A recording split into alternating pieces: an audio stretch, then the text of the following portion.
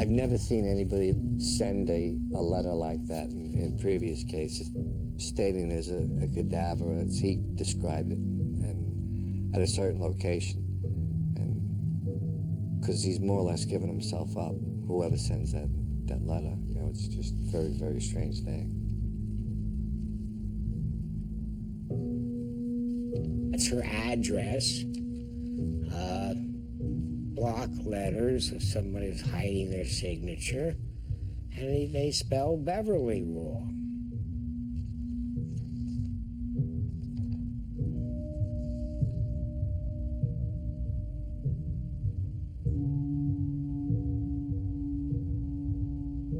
Somebody had a plan to do this. They had to go to her house, do what they did, and now you're taking this big risk. Which big risk? You're writing a note to the police that only the killer could have written.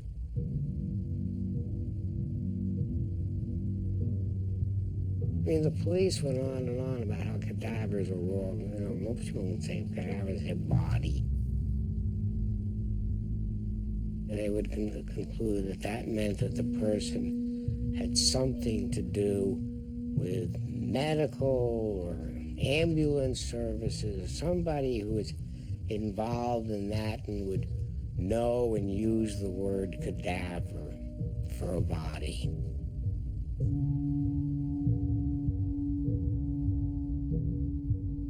I think that word is so telling. Kathy had a cadaver in medical school. She didn't give it a name, you know, she had respect for the fact that it was a human being, a living human being at one time. And so she talked to me about her cadaver, and she talked to Bob about the cadaver. Bob heard that word over and over again in relation to a dead body. If you ask anybody how they would describe a dead body, nobody says cadaver.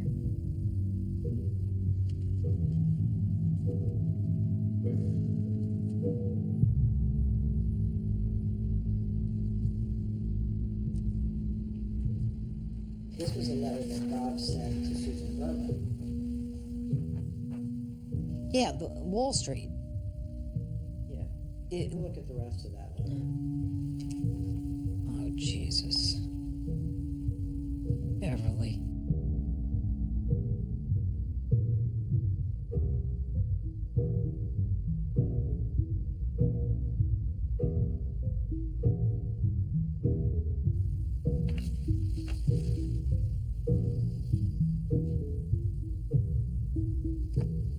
I couldn't help but recognize a similarity between the two. I wanted to know what he thought of it.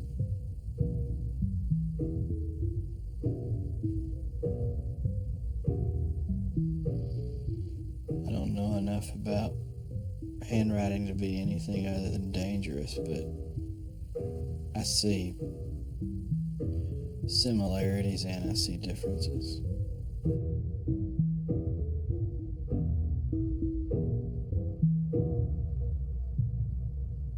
Oh, God, the B is exactly the same.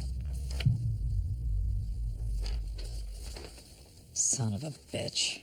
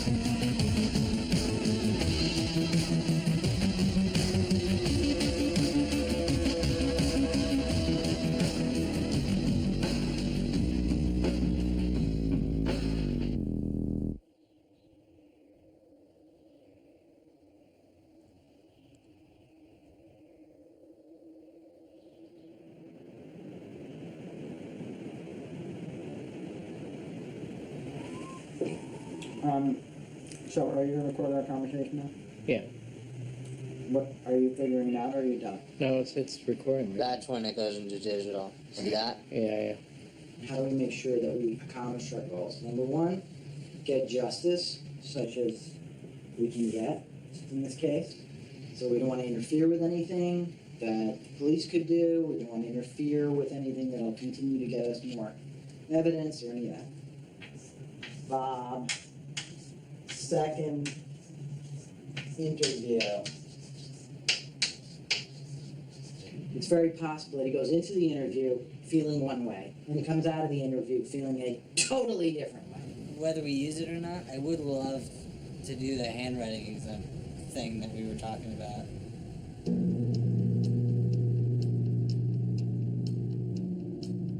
My name is John Osborne, and I'm a forensic document examiner.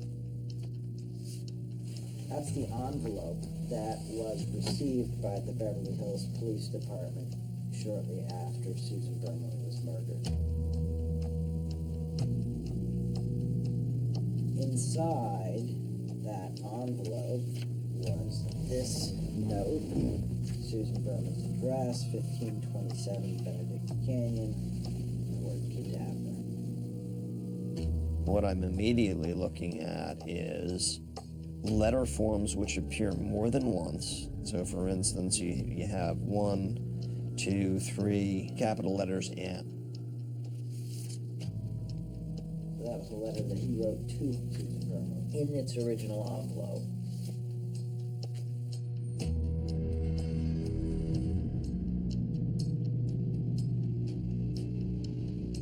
There's some distinctive characteristics of interest, but in order to determine whether or not these two writings were prepared by the same person, you would have to have a significantly larger quantity of known specimen handprinting and numerical figures that are comparable.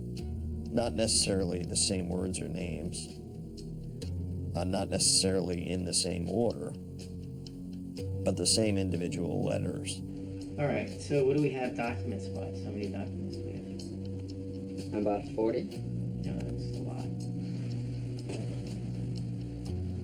Oh my God, look at that.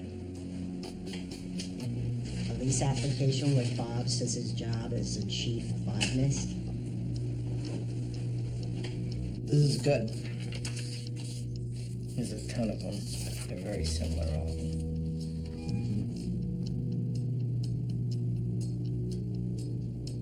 So what I'm going to do is first take the cadaver letter and the envelope that the letter was received in and separate out each of the letter forms. What I want to do is perform a comparative analysis between the individual letters and numerical figures that appear in the cadaver letter and the envelope with appropriately comparable known specimens, submitted as that of Robert Durst.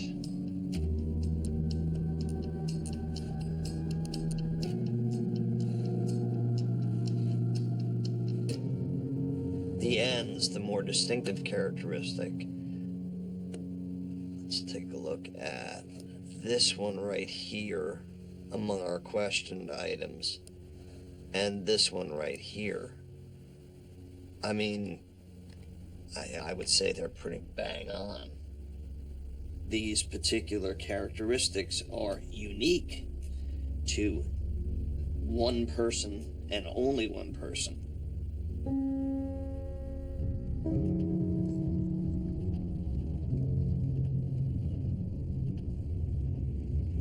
You know, this is a guy who, in some ways, I've been giving tremendous benefit of the doubt.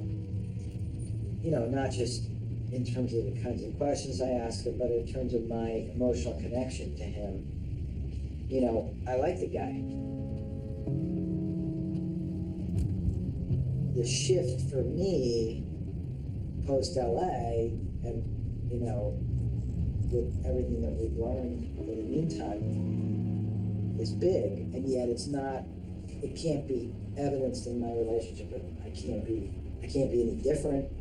And yet my feelings about it are very different. My feelings are, are different, not because I thought, well, I was sure that Bob was innocent, but I wasn't sure that Bob was guilty. And that's a big, big change.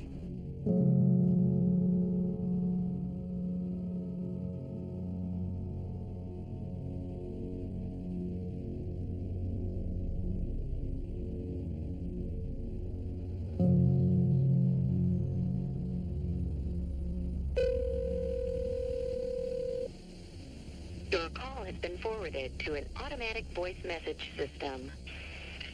Hi, this is Bob. Is not available. Hey, Bob, it's Andrew Jarecki. I want to sit down and finish our trailing questions on our interview. I'm going to need, a solid day. So that's my theory. I'm at your disposal. Bye.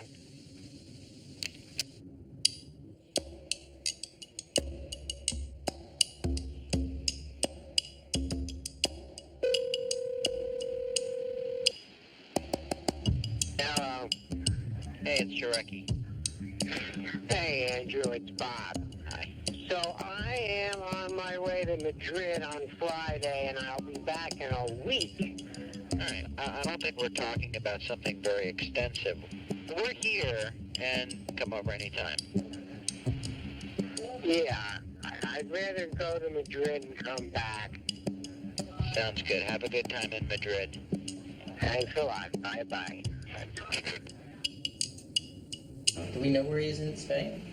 Yeah, he's in Madrid. Well, we don't know that he's in Madrid. I mean, I find him to be My daddy's lying about that. truthful. Are you guys fucking kidding me?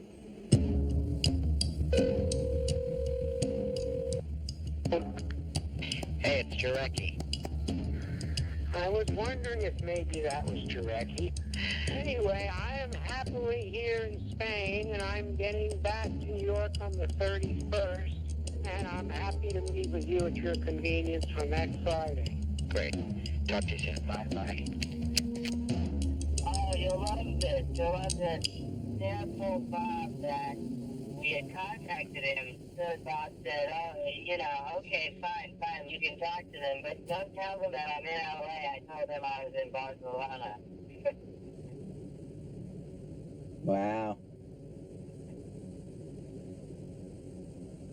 He actually told me he's in Madrid.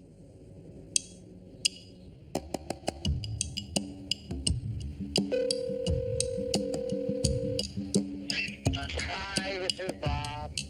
Is not available. Hey, Bob, it's Andrew Jarecki. So I got your message. I mean, of course I'm free on November 3rd and November 4th, but that's forever from now. I thought you were coming back on the 22nd. At some point I might have to start making another movie. So how many days till Bob? Today is Tuesday. It's a week. Next Tuesday, 1 week to Bob. If he doesn't cancel. Bob, Yes. I'm seeing you on Tuesday morning, yes? No. Let's reschedule that. All right. I mean, I'm very disappointed to not be doing this on Tuesday. No, me too. It's kind of killing I me. feel like we're just. I hate to say it. I don't want to be the naysayer, but it just doesn't sound like he's going to do it. It sounds like he's just going to keep putting it off and keep seesawing and torturing us. I think it just literally comes down to, in the sleepwalking of Bob, is today a day when he feels like talking? Is it a day when he doesn't feel like talking? If it's a day when he feels like talking, he'll give me a date. Later on, if it happens by coincidence that that date is another day when he feels like talking, he'll show up. If it's not another day when he feels like talking, he won't show up.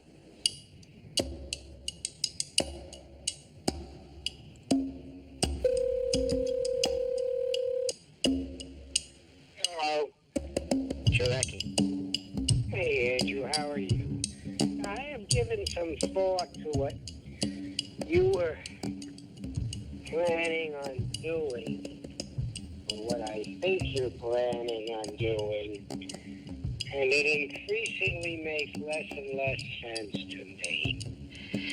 For me, I just feel like we're far enough down the path. I know we got to the end of the last interview and you said, well, I wouldn't mind doing this again. And I know there are days when you probably wake up like me and you go, what the fuck am I doing this for? And other days when you say, well, I can spend another day on that if it was entertaining. I sort of think you need a new gig, that you've done Robert Durst. Well, I'm at the point of not doing anything, period.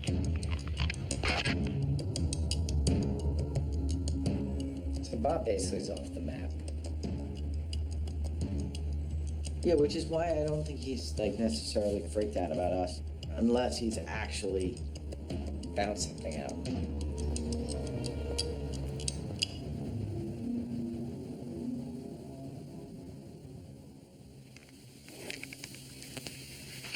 Hello? Hey. All right, who's on, Jack? Yeah. Hey, Colin? Yep. Marco? I'm here. All right, so I just got a text message saying Roberto's been arrested in New York. Hi, I'm trying to get the arrest number for somebody who was arrested either today or yesterday. He's not at Manhattan Central Booking, and he's not at Bronx Central Booking. But if he was arrested today, they don't get a list. She says, my list, if he was arrested today, my list doesn't get updated until 4:35. M13672299. You can't tell me what he was arrested for, can you? Okay. All right, thank you.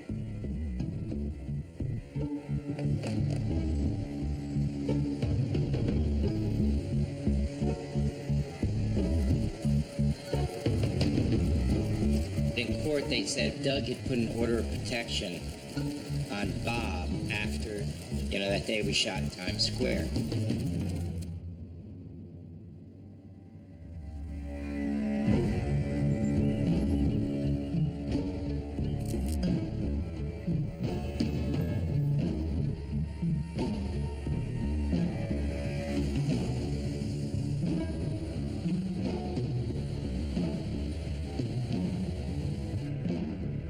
They had video surveillance footage of Bob approaching Doug's house a couple of weeks later. And so apparently he'd broken the order of protection.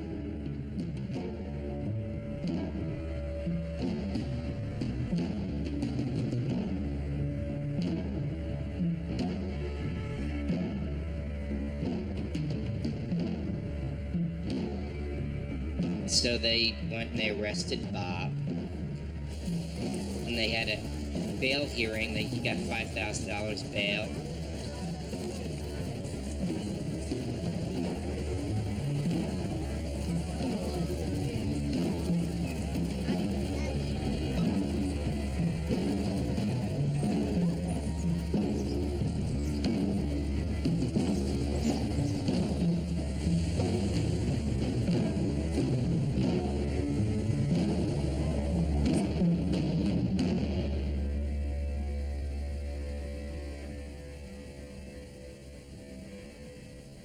Yesterday, suddenly Bob called me.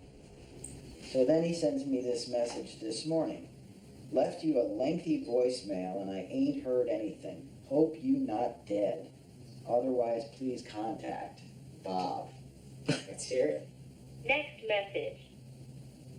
Yeah, hi, Andrew. It's Bob Durst. So I met with the lawyers. They've been through all the stuff in terms of me walking up a stoop. And you're going to get a call from them. They're going to want to know what you remember happening when I went and had myself filmed by you in front of the buildings. That's about it. Lawyers are lawyers, and they're going to do what they do. All righty. Bye-bye. They're saying, Bob, if you don't want to go to jail and you want to have a good defense here, you need Jarecki and Smerling to give you the defense. obviously gives us a lot of leverage. I can get the footage that we shot that day and the stuff in front of Douglas's house and share it with you. And my only request is that we agree that if you're gonna submit it or file it or something, that we just agree to limit it, to the relevant thing. I don't know what that is, but I'd be happy to agree to if you want to use it or you want to make it part of your filing or whatever.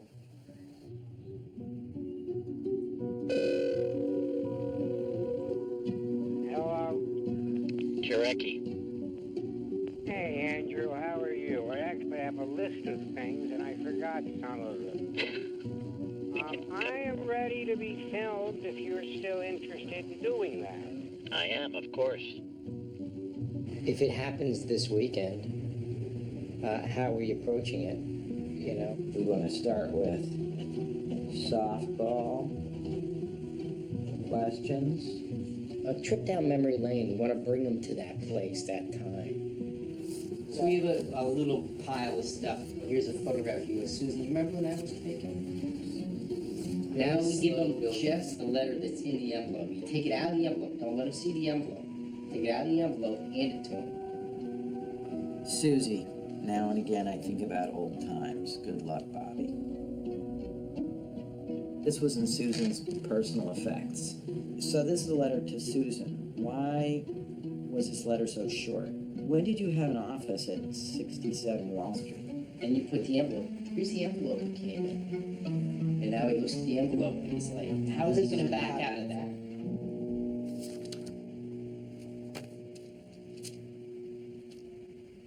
I don't think he's not going to admit to writing it. He's not going to admit to writing it. Dude, it's extremely hard for him to say, this was found inside this. They're both on ancient 14-year-old Robert Durst letterhead. I understand. This was falsified So you're going to have to by dig it an out. enemy. He says, I didn't write that envelope. I don't know where that envelope came from. You're Right. going to have to dig You're in. saying I got to do that, what I just did? Yeah, you got to do that. Well, I mean, the question then is, is it enough? And do we move on to something else? That one you're going to have to modulate. Well, if he If admits- says, yes, I wrote the Gabber note, then you get, did you kill your best friend? Or we don't know what he's going to say.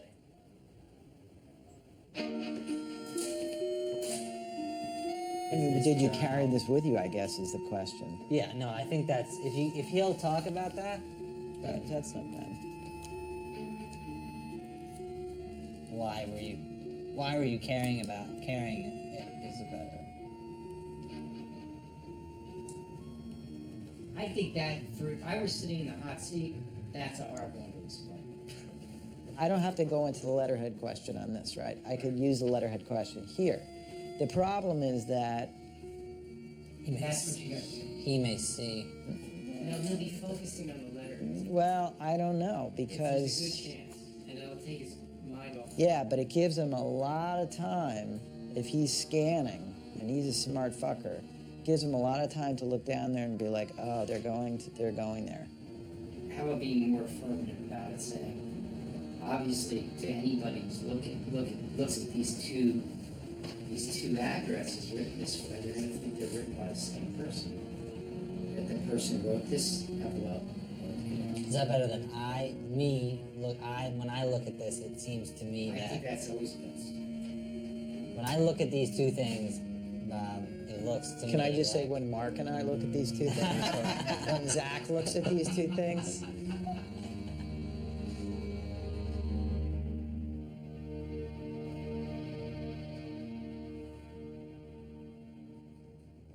The more I sit here, the more I realize, like, A, how hard this is going to be, and B, how cold it's going to feel to him.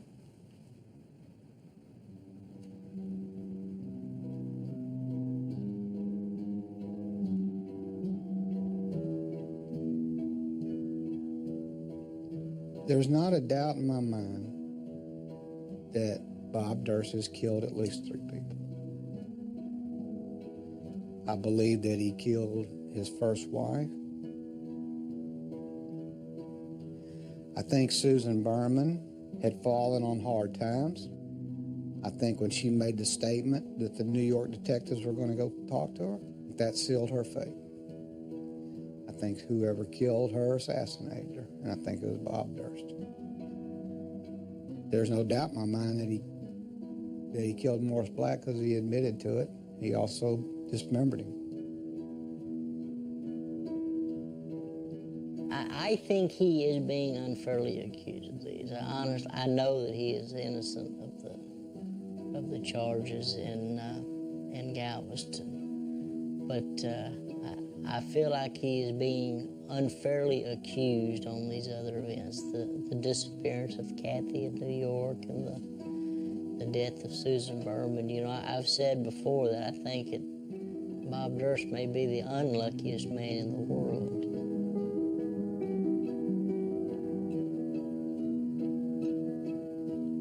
A lot of people write him off as an eccentric kind of guy, and you know, it's just Bob being Bob.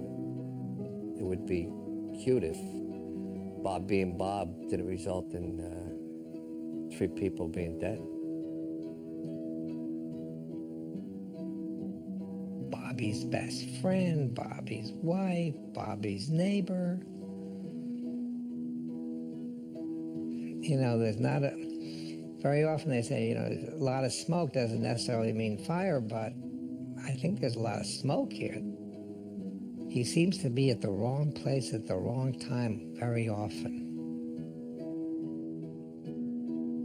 I think that his whole life, he's felt slighted and underappreciated and smarter than other people. And he wants to get this across. He doesn't feel like justice has been done, even as people peel away and want little to do with him. He's stuck in a rut that began when he was a child. Right or wrong, Bob has dodged some bullets. And when you care about someone and you're in the line of work I am, that leads me to want to counsel Bob to enjoy the vineyard, have a good time in New York and Los Angeles, travel. Even this documentary, I told him, look, I know you want to tell your story, it's important to you, and that's fine by me, but I want you to remember one thing. You run the risk of pissing people off. And people that have intentions contrary to your liberty. Don't forget that.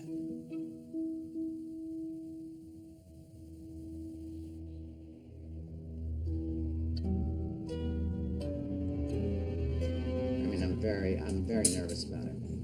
Why? Oh, I don't know. I woke up early this morning.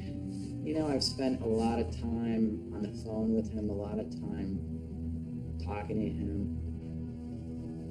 I think that Bob is a lot more vulnerable than I've ever thought before. And maybe that's what I had to think. In order to do everything we've done, in order to be as close to him as I've become, maybe I had to imagine that he was more rational. For years I've been saying to people, I'm not afraid of him, I don't feel fear. But at the same time, you know, you can't help but consider that if you're about to let him know that, you know, you're potentially becoming the enemy.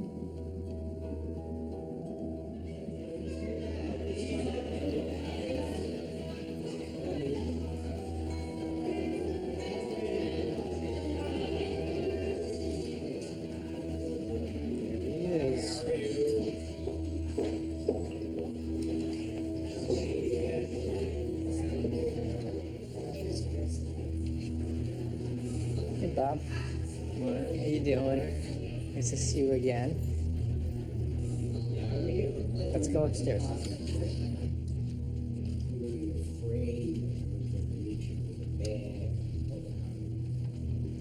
Alright, so what we're gonna do is get some coffee. Very interesting information for you. You should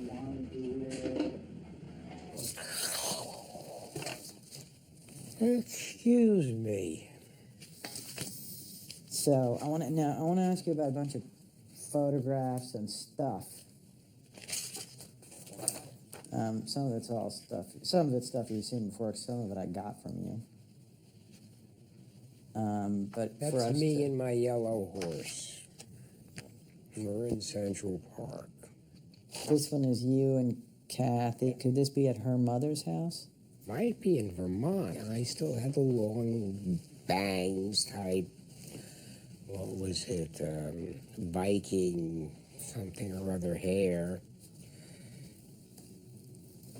This is an interesting picture of you and Susan. Yes, I'd like to get a copy of this. Yeah. Yeah, you can have this one. All right, I want to ask you about this address. Susie. Now and again, I think about old times. GG, good luck, Bobby. Susie. What about the address? This office was your own office that you had for a period of time? Yeah. When I left the family business, I moved my office downtown. Do you remember writing this to Susan? No, not at all. I left the family business in 94, 95. Susie, now and again, I think about old times. Good luck, Bobby. I don't know what Susie was doing. She must have been come out with a new something or other. Whatever she had published or whatever in 94, 95. I have no idea what that's about. My theory is that this probably was you sending her some support. That's possible. That certainly is possible. I can easily see writing that letter and putting a check in there. I want to show you the envelope that letter came in. Would you read me the address on this envelope? Robert Durst, floor 24, 67 Wall Street, New York, 10005. And who you sent it to? Susan Berman, 1527 Benedict Canyon, Beverly Hills, California. Beverly spelled wrong, California 90210. Which is the zip code that you want in Beverly Hills, but you just didn't want Susie's neighborhood.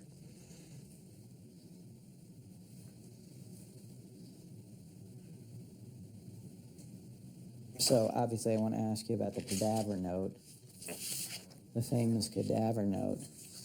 Can you read me the spelling of Beverly Hills? Police, 1527 Benedict Canyon, cadaver. The same misspelling. So Beverly is spelled the same way on this and the same way on this. Same misspelling.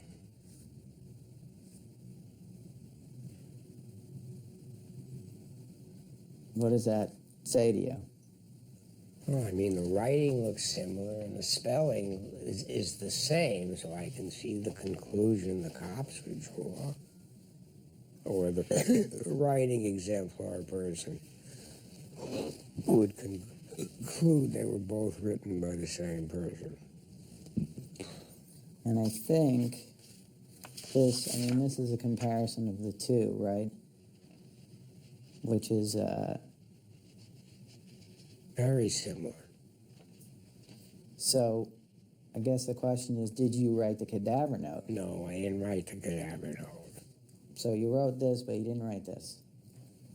Definitely wrote this, but I definitely did not write that. I guess I'm searching for a way, among other things, to understand how two people could misspell Beverly. Yeah, I'm searching for a way to figure out how you didn't write the cadaver note, because it's so similar. Well, what I see as the similarity is really the misspelling in the Beverly. Other than that, the block letters are block letters. How else would you write a block letter than that? I mean, it's almost like a typed thing. It's going to look with two typewriters, it's going to look the same. So you wrote one of these, but you didn't write the other one. I wrote this one, but I did not write the Gadaver one. And can you tell me which one you didn't write?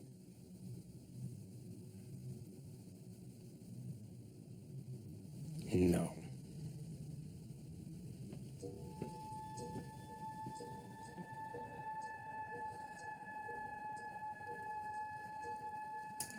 Good.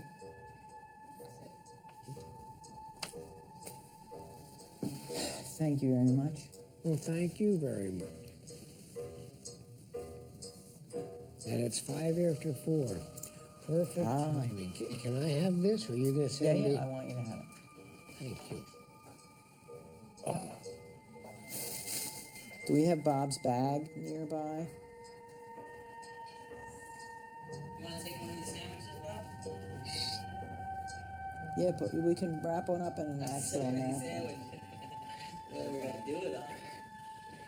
I am going to go use the restroom, which is right here. Or maybe this is the bathroom. Yeah, that's... You're right, this is the bathroom.